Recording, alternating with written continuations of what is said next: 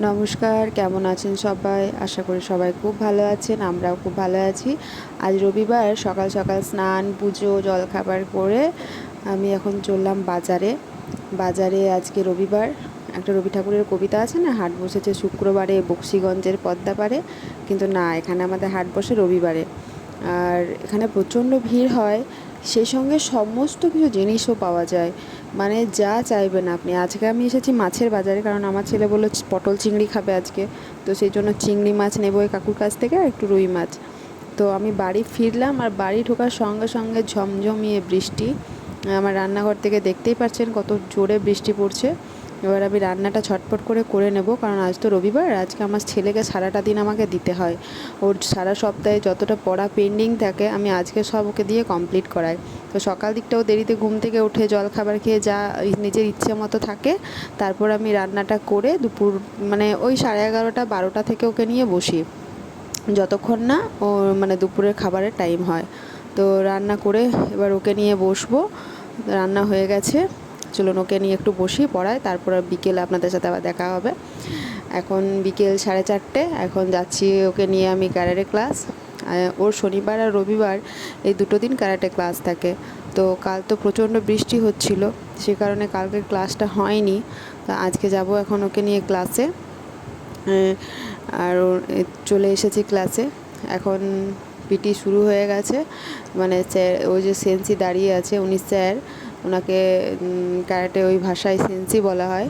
তো মানে সিনিয়র যারা আছে তারা এখন পিটি করাচ্ছেন, এরপর সেন্সি ক্লাস ধরবেন।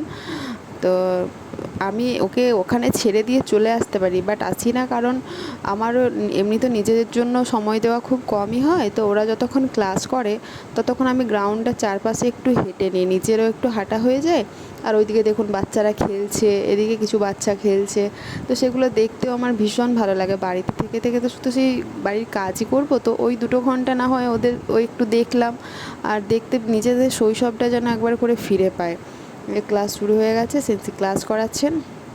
আর 15ই আগস্টে ওদের একটা প্রোগ্রাম আছে, তো সেই জন্য সেন্সি একটু বেশি করে এখন প্র্যাকটিসও করাচ্ছেন।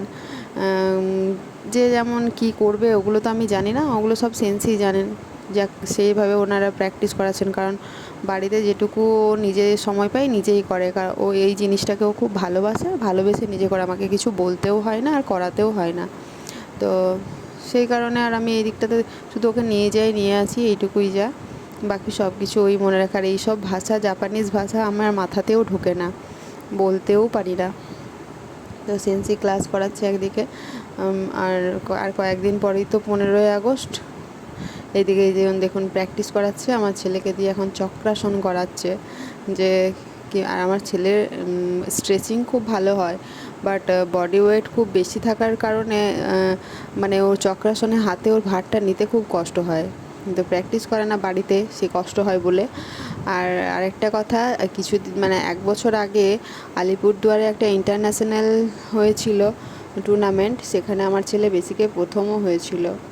যে ওই ছেলেটি করে দেখাচ্ছে, সেটা আমার ছেলেকে আবার দেখাচ্ছে সেন্সি। আর এইদিকে সিনিয়র দাদা দিদিরা করে দেখাচ্ছে, রিহার্সাল চলছে, ওরা কিছু সেলফ ডিফেন্স সম্পর্কে কিছু হয়তো করবে, তো সেই ব্যাপারে ওদেরও রিহার্সাল চলছে।